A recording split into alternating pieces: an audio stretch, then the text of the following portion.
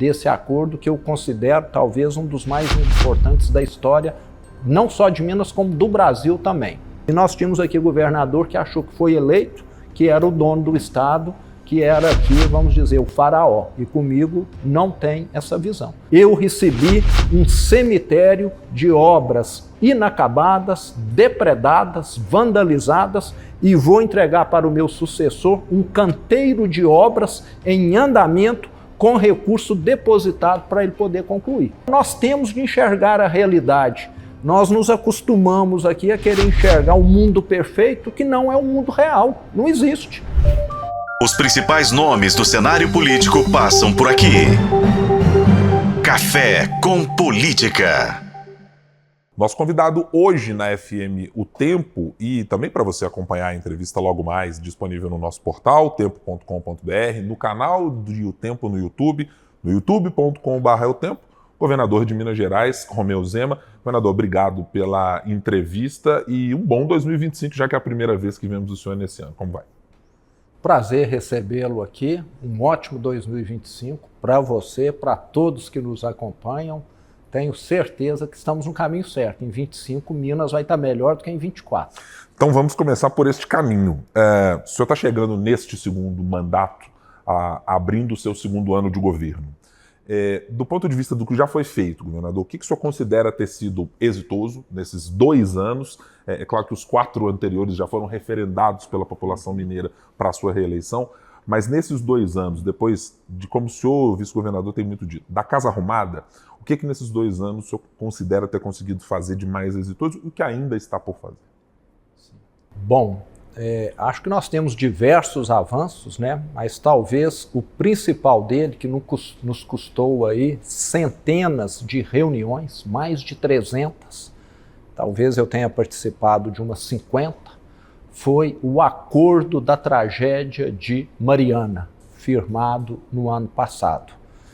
Depois de 9 anos, finalmente, nós vamos ver que os atingidos, as cidades afetadas, terão sim alguma coisa de compensação pela tragédia que aconteceu lá em 2015.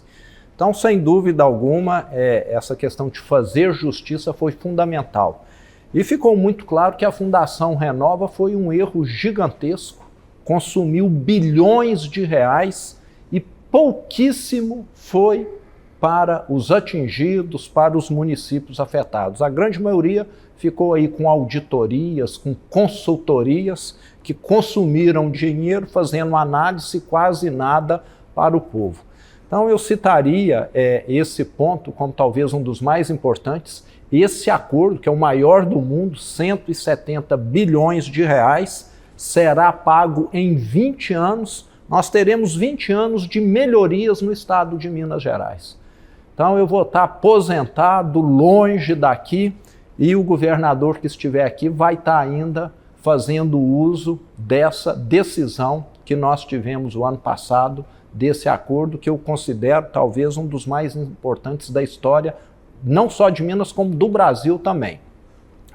E nesses 2 anos do segundo mandato, eu acho que nós tivemos avanços expressivos na recuperação das estradas. Lembrando que no meu primeiro mandato, só no último ano que eu consegui fazer alguma coisa. Não tinha dinheiro nem para pagar a folha, então estamos recuperando as estradas. A CEMIG está investindo forte.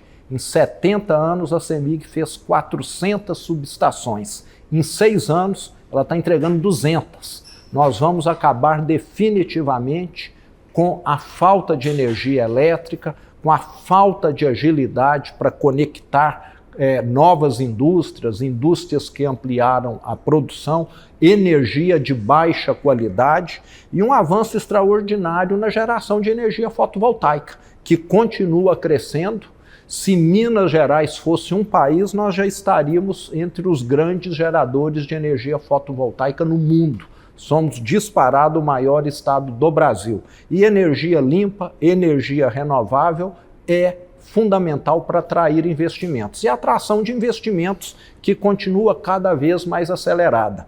Nesse ano de 2025, eu penso que em meados do ano nós vamos ter condição de comemorarmos aqui, emplacarmos 1 milhão de carteiras de trabalho assinadas, criadas na minha gestão, e também 500 bilhão de investimentos privados. Então, eu te diria que isso é que tem sido relevante, e melhorando a vida do mineiro. Investimentos, né, vale lembrar, continuam na saúde. Vamos entregar os hospitais regionais a partir desse ano e todos até o final do ano que vem. Na educação, continuamos as melhorias também. Então, eu te diria que são várias frentes, mas o mais relevante, eu acho que tem sido essa melhoria da infraestrutura e o Acordo de Mariana. Considerando agora o todo, os 6 anos de gestão Romeu Zema, somado ao momento específico em que o Estado está já aderindo ao regime de recuperação fiscal, com todas as nuances que surgiram do Propag com os vetos do governo federal, o senhor considera que nesses 6 anos o senhor está no seu melhor ano do ponto de vista fiscal, de contas públicas, do ajuste que o senhor esperava ter quando iniciou lá na sua primeira gestão e no seu primeiro ano? É o seu melhor momento, governador? Perante a questão de aprovação da opinião pública, eu não saberia dizer, mas perante os números do governo, sim. Nós devemos estar apresentando em breve a Secretaria do Planejamento, da Fazenda, né? Nós tivemos melhorias nas contas públicas, mais uma vez. Então, isso vai deixando o Estado com mais condição de fazer políticas públicas, que você precisa de dinheiro, né? Eu fico pensando como que funciona a cabeça de alguém que gosta de gastar muito, porque não vai sobrar para poder fazer o que realmente é importante. Então, os números demonstram isso, o comprometimento da folha de pessoal caiu mais um pouquinho o ano passado, o que significa que nós temos já a condição de enquadrarmos no que a lei exige, sempre ficamos acima. O superávit foi melhor do que dos anos anteriores também. Então, em termos de números, eu fico confortável. Agora, nós sabemos que política, bons números não significam boa aprovação, não significam boa aceitação. Mas tenho feito o possível também. Sou o governador mais presente no interior do estado. Já fui em mais de 350 cidades. Acho que nenhum governador fez 1/3 disso em gestão que esteve aqui. Por quê? Porque 80% dos mineiros moram no interior e querem ter a presença do governo de Minas. Temos um contato muito produtivo, muito próximo com o setor produtivo. Ontem eu almocei com o presidente da FIENG, da FAENG e da FEComércio. O mesmo com a MM. Estava aqui agora numa videoconferência com Marcos Vinícius, presidente da MM, e 45 prefeitos.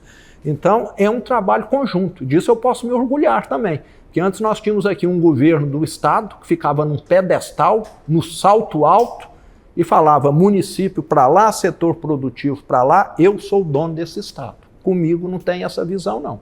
Eu escuto todo mundo e tomo aqui minhas decisões depois de escutar todos. O estado é de todos. E nós tínhamos aqui o governador que achou que foi eleito, que era o dono do estado, que era aqui, vamos dizer, o faraó. E comigo não tem essa visão. Eu estou aqui para poder fazer o melhor. Eu vou embora e o que vai me dar satisfação é eu falar. Eu deixei um estado muito melhor do que aquele que eu recebi. Eu recebi um cemitério de obras inacabadas, depredadas, vandalizadas, e vou entregar para o meu sucessor um canteiro de obras em andamento com recurso depositado para ele poder concluir. Então, situação inversa. Isso vai me dar satisfação. O senhor já disse em entrevistas anteriores que pretende, em março do ano que vem, de 2026, abrir espaço para que o vice-governador assuma o governo para continuar o legado, evidentemente, da administração dos senhores nesse mandato. Até lá, claro, tem mais de um ano para se passar. O senhor tem expectativas específicas ou políticas públicas que o senhor queira deixar até lá como uma espécie de legado do governador Romeu Zema? E eu lhe pergunto, isso tem a ver com as privatizações? Tem a ver com que setores ou que políticas ou que ideias, alguma marca que seja, a marca da gestão Romeu Zema nesses, serão 7 anos praticamente, será o quê? Para nós fazermos a adesão ao Propag, nós vamos ter de transferir ativos para o governo federal ou vender esses ativos e pagar o governo federal. E eu vejo que as nossas empresas, boa parte do tempo, no passado, elas foram usadas como ferramenta política e até eleitoreira. CEMIG é um exemplo claríssimo. CEMIG, durante anos, foi investir em todo o Brasil, Light, Belo Monte, Santo Antônio, Renova no sul da Bahia, investimentos horríveis, 14 bilhões de prejuízo, e deixou o estado de Minas sucateado. Visão eleitoreira, de alguém que tinha algum plano Brasil afora. Não, essa CEMIG não é de Minas, é do Brasil agora, então arruinou o estado. Gestões temerárias, então uma empresa como a Copasa, como a CEMIG, precisam ter uma visão de atender o interesse público e muitas vezes a interferência do Estado, diferente do que se apregoa, acaba prejudicando esse interesse público. A CEMIG foi fazer o que lá em Belo Monte, Santo Antônio, Rio de Janeiro, Bahia? Perder dinheiro e deixar Minas sem estrutura.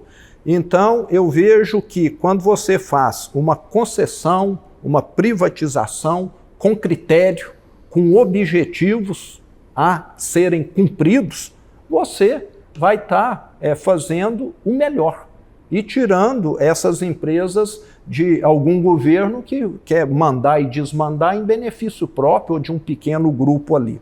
Então, eu vejo com bons olhos que se esse legado vier a acontecer, e em virtude do Propag vai ter de acontecer. Nós não temos de onde tirarmos recursos para abatermos os 30 bilhões da dívida, para termos a solução definitiva, que é a queda na taxa de juros. Minas só vai ter a queda na taxa de juros se pagar. E para pagar, tem de vender esses ativos. Não há outra solução. Mas eu falo que o maior legado que eu quero não é a questão da dívida, não é privatização, não é construção da estrada A, B, C, ou hospital 1, 2 ou 3. Acho que o maior legado que eu quero é uma mudança de mentalidade. Vai ser o que eu mais vou querer. É quem chegar aqui e falar, eu estou aqui para servir e não para ser servido. Se eu puder deixar como legado essa mudança, vai ser que mais vai me dar satisfação. Quem assentar aqui, ser pressionado a atender o mineiro e não ficar atendendo um grupinho como sempre aconteceu no passado. Eu quero detalhar um pouco mais com o senhor, governador, o Propag, porque há, evidentemente, uma articulação que necessariamente leva para as bancadas no Congresso Nacional a necessidade de revisar as críticas que foram feitas a respeito do veto feito pelo governo federal. Eu queria saber se o senhor já articulou diretamente ou conversou diretamente com integrantes da bancada mineira, como é que isso vai se dar. E ontem houve uma divergência entre o posicionamento que o senhor apresentou num primeiro momento e aquilo que o vice-governador apresentou posteriormente. Os senhores mudaram de posição ao longo do dia. Qual é a nuance que está aí que fez avaliar que, neste momento, para final de 2025, é que será o momento adequado de uma adesão à Propag? Bom, eu já estou tentando contato com os governadores Cláudio Castro, Eduardo Leite, Tarcísio também, de certa maneira o Caiado, que são os mais envolvidos nessa questão do Propag. São os estados que têm as maiores dívidas em valores absolutos, no caso de Goiás, proporcional também. E nós vamos depender da mobilização não só da bancada mineira, como desses outros estados. Então nós queremos ver a melhor maneira de atuar. Talvez nós vamos em bloco lá em Brasília, chamarmos as bancadas para estarmos solicitando, a queda desses vetos. E a outra pergunta sua sobre a posição. Talvez a minha posição não tenha sido completa. Eu falei não vamos aderir, mas não vamos aderir nesse momento em que o RRF é melhor. Talvez faltou da minha parte falar não vamos aderir de imediato como estava previsto, porque talvez em 2025 vai ser melhor continuar no RRF do que propriamente no Propag devido a esses vetos. Então, foi só talvez uma falta de especificar melhor. No longo prazo, governador, é claro que a dívida do Estado ela tem alguns componentes que estão muito evidentes de quanto eles pesam e a dificuldade que o senhor está chegando agora neste mandato, no 6º ano, com a capacidade de reduzir um pouco da folha de pagamento, de ter algum respiro mínimo para melhorar as condições, seja para concessão de reajuste, seja para novas contratações. O senhor vê a necessidade de, ainda no seu mandato, fazer algum tipo de reforma de previdência de setores específicos, de educação, de saúde, de segurança pública, de categorias que precisem para tornar a dívida do Estado e o crescimento de previdência sustentável? Eu falo que reforma de previdência, eu sempre fui um advogado que ela tinha de ser no automático, você entende? Ela não tinha de, a cada 5 anos, 10 anos, reunir o legislativo em Brasília ou nos estados e nos municípios para fazer. Nós tínhamos de criar um mecanismo que é o seguinte: a expectativa de vida subiu, sobe o tempo de contribuição, né? Eu acho que hoje nós tínhamos de dar graças a Deus da expectativa média de vida do brasileiro, do mineiro, está quase chegando a 80 anos, e nós aposentarmos aos 55, aos 60, do que, igual a 70 anos, vivermos 60 anos, né? Nós estamos querendo só colher as benesses e não os ônus, né? O ônus de viver mais é também trabalhar mais, eu entendo assim, né?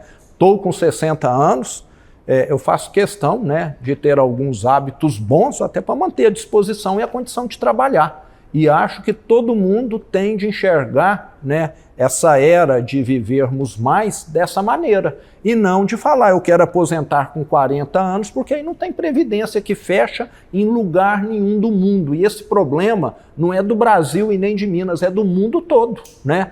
Na França tem lá incêndios, manifestações, mas estamos vivendo mais, deveríamos agradecer. E não ficar reclamando de trabalhar mais 3 anos, mais 4 anos. Então, eu encaro isso com naturalidade, não estarei aqui, mas os próximos governadores vão ter de fazer. Porque, caso contrário, a conta, mais uma vez, não vai fechar. E nós temos alguns mecanismos, né, que eu sou favorável, já falei, tenho certeza que a tropa da Polícia Militar é favorável, a questão da contratação de temporários, o Exército já faz, outras polícias militares já fazem, porque hoje nós temos uma previdência estatal, não só da Polícia Militar, como de outras categorias, insustentável. Nós vamos ter de ter pessoas ali que trabalham 8 anos e não vão ficar mais, vamos dizer, onerando a previdência depois de tantos anos, né? E também temos de tornar quem trabalha mais produtivo. Então eu sou favorável também, como já acontece em outros estados, a questão das horas extras, limitadas, né? Talvez a 6 horas por semana. Não queremos ninguém aqui cansando, tendo prejuízo da sua função devido ao cansaço. Mas se trabalhar além das 40 horas mais 6 horas por semana, pelo menos para mim e para a grande maioria das pessoas não afeta ninguém. E um detalhe muito importante, opcional. Ninguém é obrigado, não. Adere quem quer. E hoje nós temos muitos que têm alguma atividade extra. E muitas vezes fazendo isso porque precisa de uma renda adicional e até fazendo de maneira clandestina, porque o regulamento não prevê. Então nós temos de enxergar a realidade. Nós nos acostumamos aqui a querer enxergar um mundo perfeito que não é um mundo real, não existe. Quem está na polícia pode trabalhar mais, quer trabalhar mais e vai ganhar mais. E não a gente ficar numa redoma, não pode, é só 40 horas, esse é o mundo perfeito. A realidade não é assim. Deixa eu perguntar de uma avaliação do senhor, porque ainda não ouvi, a gente trouxe essa discussão durante muito tempo sobre o IPSENG. Havia claramente uma posição, claro, de divergência de quem não gostaria que houvesse reajustes na tabela a ser paga pelo servidor, mas houve também argumentos apresentados do ponto de vista de, olha, está havendo descredenciamentos, está havendo dificuldades para que o sistema se torne viável, né, sustentável minimamente. Saiu da maneira como o senhor esperava a reforma do IPSENG, da maneira como foi, governador? Em termos, não saiu não. Eu, sempre gosto de julgar com segurança, com conservadorismo, entendeu? Então, nós avançamos, melhoramos, mas eu, se dependesse de mim, teria de trabalhar mais tempo, Você está entendendo? Teria talvez de contribuir um pouco mais, mas no mundo público, no mundo político, você tem de ceder, né? Então nós continuamos tendo um sistema deficitário, mas o déficit está menor. Um avanço, não resta dúvida, né? Mas o problema perdura, não é uma solução definitiva, né? Infelizmente, no Brasil, né, nós temos tido sempre soluções provisórias, né? E eu gosto muito de solução definitiva. No mundo político, acho que é difícil você ter solução definitiva, porque muitas vezes o custo dela, em termos de opinião, de avaliação, é muito caro. Mas eu queria deixar tudo pronto, mas os próximos vão ter de continuar levando adiante propostas dessa natureza. Vai vir, é questão de tempo, mais uma reforma previdenciária, mais alterações, porque o sistema ainda não é sustentável. Não chegamos no ponto de equilíbrio. Deixa eu lhe perguntar uma questão político-partidária. O desempenho do Partido Novo nas últimas eleições de 2024 indicou como a legenda teve algum crescimento em cidades importantes, né? Há 2 prefeitos de municípios, Patos de Minas e de Divinópolis, que são quadros em crescimento claramente no interior do estado. Há também um aumento do número de vereadores que a legenda teve. Como é que o senhor classifica esse ano do partido e o que o Partido Novo precisa fazer para se tornar sustentável neste crescimento? Fazer mais alianças políticas do que já fez, mudar de alguma maneira a sua política ideológica, de arco de alianças. Como é que o senhor enxerga a legenda nesse ano de 2025? O partido é muito pequeno, teve um avanço muito grande em Minas Gerais, né? A quantidade de prefeitos, de vereadores demonstra isso em Minas e em outros estados. O partido só precisa de tempo. O tempo é o senhor da razão, não é isso? Nós vamos mostrar com o tempo, já temos mostrado que a gestão que o Partido Novo apregoa e faz, porque não fica só na retórica, é efetiva, é a gestão que tem mais entregas. E a população quer entrega. A população não quer auê, a população não quer distribuição de favores para os que ajudaram o prefeito ou o governador eleito. A distribuição quer entrega. E o Partido Novo vai fazer entregas. Nós temos que compromisso? Austeridade, que muitos políticos não gostam, né? Gostam de privilégios. Nós temos uma postura de gente competente e não de apadrinhados, que é também o que a grande maioria às vezes faz, e isso faz diferença. É você ir para a Copa do Mundo com um time de craque ou com um time de perneta, né? É pena que na política as coisas não são tão visíveis a curto prazo, mas ao longo do tempo vai ficar visível que uma gestão municipal do Partido Novo será uma gestão sem corrupção, que é outro ponto fundamental para nós, e vai ser uma gestão eficiente. E a população adora isso. E eu vejo que nós vamos ser um agente de mudança. Outros partidos, outras siglas vão ver que isso funciona e vão começar a fazer algo semelhante. E é isso que vai mudar o Brasil. Não é o novo que vai mudar. Eu diria que a ideia de proceder do novo é que vai ajudar a mudar o Brasil. Isso leva anos, talvez décadas, mas a semente está plantada. Acho que o meu governo aqui tem sido uma bandeira nesse sentido aqui. 300 mil funcionários públicos. Quantos parentes eu tenho aqui dentro da máquina? 0. Quantos apadrinhados eu tenho aqui dentro da máquina? 0. Então, eu acho que isso que começa a fazer as coisas a darem certo. E não você ficar com maquiagem como muitas vezes se fica, né? Faz ali uma campanha, aqui estamos com uma gestão diferente, mas na hora que você vai ver está tudo funcionando como sempre funcionou. Aqui eu garanto que está diferente. Deixa eu lhe perguntar sobre esse ponto de vista. Há vários secretários que estão com o senhor já de longa data, alguns que foram substituídos ao longo desses 6 anos. O senhor tem alguma intenção de fazer alguma reforma de secretariado para abrigar mais gente ou mais aliados que foram construídos neste ano de 2024, com as disputas que aconteceram e com os planos políticos que o partido tem? Eu te diria que nós estamos satisfeitos com o time de secretário, né? Tivemos algumas mudanças ao longo do tempo, tanto iniciativa de quem estava que quis sair, ou iniciativa nossa, que achamos que a contribuição também já tinha sido dada, mas por hora nós estamos aí com mais 2 anos pela frente, né? Eu penso que a manutenção desses secretários vai continuar. Devemos sim ter alguma troca, como sempre acontece na questão da segurança pública, né? Que geralmente são 2 anos aí, talvez nessa área sim, mas nas demais áreas a previsão é de estabilidade no time. Para caminharmos para o final da nossa conversa, governador, eu queria lhe perguntar novamente sobre o ano de 2026 e o seu plano político. Eu me recordo de uma declaração que o senhor deu lá atrás, quando tratava da candidatura da secretária Luísa Barreto em Belo Horizonte, de falar de, objetivamente, como o partido devia olhar para a candidatura.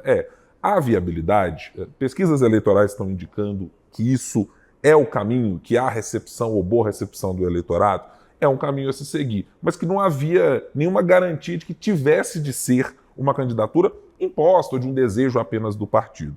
O senhor segue esse mesmo raciocínio para pensar em 2026 sobre uma candidatura do vice-governador Matheus Simões na continuidade do projeto? Tem que construir viabilidade, tem que chegar com uma avaliação positiva do eleitorado, se não é melhor o partido fazer uma aliança, por exemplo? Eu sou dessa opinião, sim. É lógico que a minha opinião é uma no meio de várias, né? Mas eu sou da opinião que você deve sempre tentar privilegiar a construção de um grupo que seja viável. Agora, você não pode colocar problemas dentro desse grupo também, né? Porque talvez você ganhe eleição, mas depois não consiga governar ou fazer o governo que você gostaria.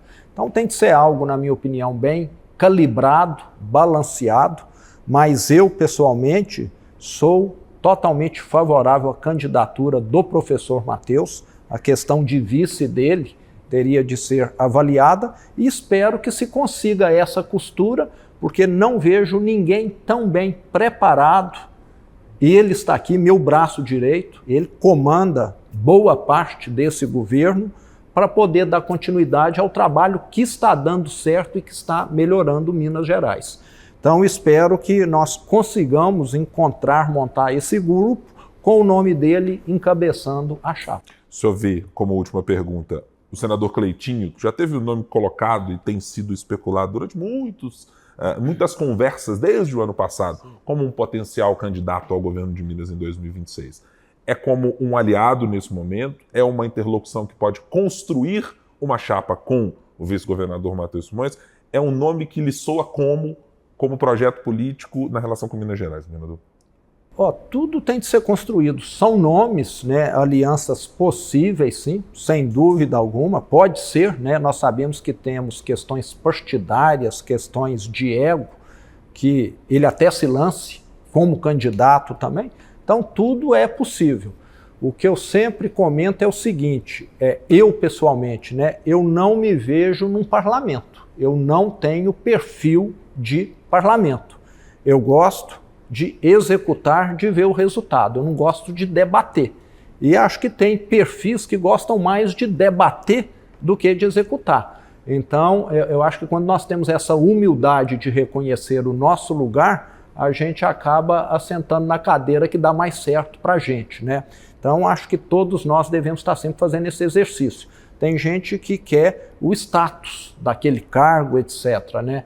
Eu prefiro estar lá na minha empresa do que estar numa Câmara Federal ou num Senado, entendeu? Porque eu não toleraria aquele tipo de atribuição e não daria certo com aquele tipo que é aquela realidade, mas não faz parte do meu perfil, né?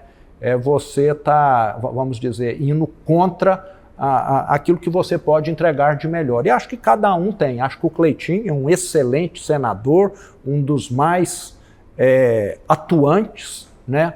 Como governador pode ser bom? Pode, né? Como senador eu sei que ele já é bom, né? E o Matheus eu tenho certeza que é um executor excelente, porque já provou que é. Governador Romeu Zema, muito obrigado pela entrevista aqui com a FM O Tempo. Até uma próxima oportunidade. Prazer foi todo meu. Prazer revê-lo aqui. Satisfação. A satisfação é nossa, governador. Muito obrigado a você que esteve conosco nesta entrevista. Claro, você vai poder acompanhar, repito, no nosso portal otempo.com.br, no nosso canal de O Tempo no YouTube, youtube.com/otempo, e também na FM O Tempo nos 91.7 FM. Até mais.